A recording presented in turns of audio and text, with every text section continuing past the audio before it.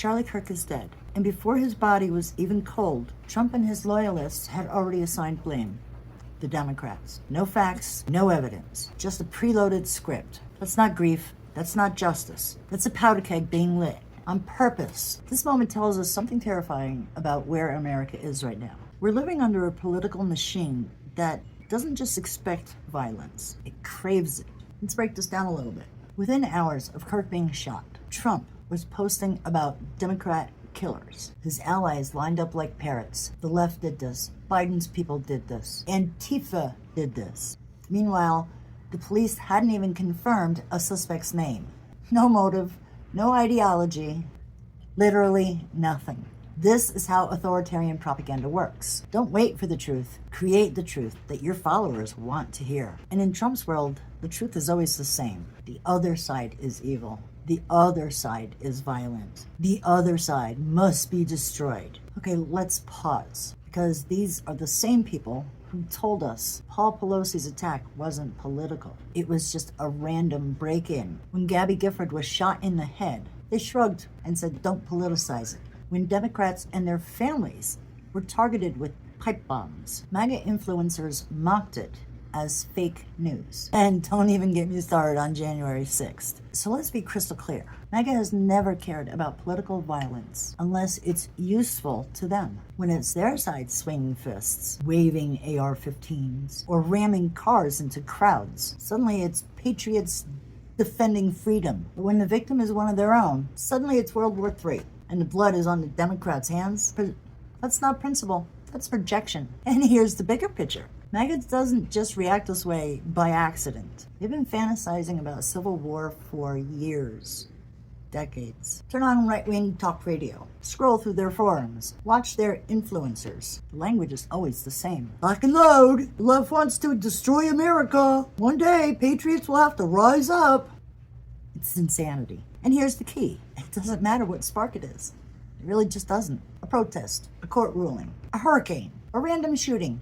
Any excuse will do. Charlie Kirk's death wasn't just news to them. It was ammunition, a story that they could jam into their long-standing fantasy that someday, somehow, they will have permission to go after their enemies. And if you think I'm exaggerating, listen to what Trump said. He didn't talk about honoring Kirk's memory. He didn't talk about healing or unity. He talked about vengeance, about who to blame, who his followers should hate even more. That's not leadership. That's not a president. That's a thug. That's a cult leader feeding his flock violence for breakfast. Now, I'm going to be real with you here, okay? My family was terrified those days before Kirk's shooter was found. Not because we thought the shooter was coming for us, but because of MAGA's reaction. We've all seen it. They don't wait. They don't think. And they don't care. They lash out. They attack school boards, neighbors, and random bystanders. When Kirk's killer was still unknown, we braced ourselves for the possibility that Trump's clown show, Trump's clown army, MAGA, would take justice into their own hands. That's the country we live in now, and millions of America feel that fear. They're not afraid of immigrants, or drag queens, or woke mobs. They're afraid of MAGA, the uneducated, bloodthirsty, hate-filled cult that belongs to Trump. But this is exactly how authoritarian movements operate. Step 1, convince your followers that your opponents are monsters. Step 2, convince them that violence is justified, even righteous. Step 3, sit back and let the chaos work for you. It's not new. It's the same playbook that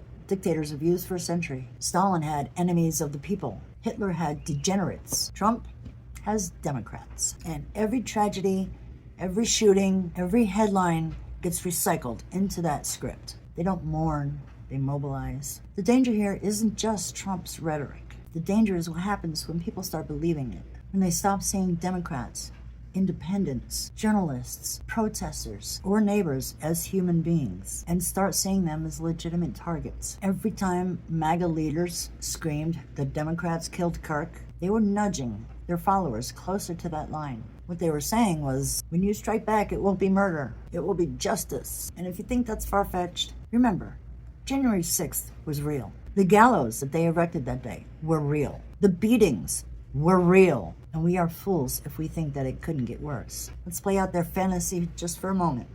Okay? What happens if Trump and his followers actually get the civil war that they so desperately dream about? First, it's not North versus South this time. There won't be neat little battle lines. It will be chaos everywhere. Neighbors turning on neighbors, militias roaming the streets, dozens of Bosnias erupting all across America at once. Second, daily life would collapse. Grocery stores would be empty.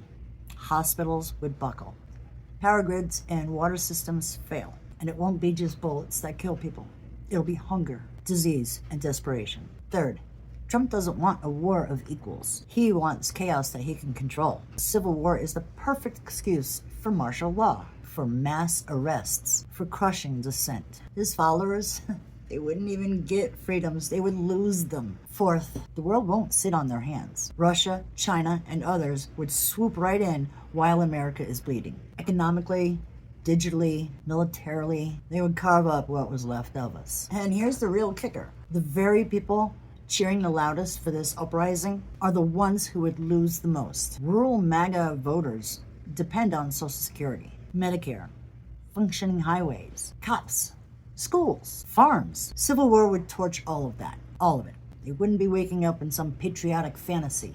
They would wake up in a wasteland. And Trump, no, he won't be leading from the front lines. He'll be cowering inside of a bunker, watching America burn on a big screen TV while he calls it victory. So here's the truth. Of course, Charlie Kirk's death was not a Democratic plot. That's just the stupidest thing I've ever heard. It was not the opening shot of a civil war, but it was the perfect spectacle to shine a light on how badly MAGA wants one, and Trump. They don't have solutions, so they sell you enemies. They don't have answers, so they sell you anger. They don't have hope, so they sell you hate. And the faster they jump to blame, the clearer it becomes. They are not trying to protect America. They're trying to tear it apart, piece by piece, until fear and violence are the only languages left. But here's the thing that they don't count on. America is not buying it. Ordinary people, we don't want civil war. We want a country where we don't have to fear our neighbors. We want peace. We want fairness. We want leadership that doesn't put us in the crosshairs just to score political points. Charlie Kirk's death was an absolute tragedy. Trump's response to it is the warning. The choice is ours. Do we let them write the script, or do we tear it up and demand something better? Because the louder they scream civil war, the more obvious it is that they have already lost the argument. No joke, everybody, be careful out there. Not for nothing, there was a few minutes there where, before they caught I guess I still feel that way, possibly. I don't know. The whole thing's just, the whole Charlie Kirk assassination is just extremely suspicious to me. The way it happened, Trump's reaction, there's something funny going on here. And I don't think it's just as simple as just some 20-something-year-old kid popping off Kirk. I think there was more to it. I do. Thanks for sticking around for such a long video. I appreciate you guys. Hang in there. We got a long way to go. Have a great day.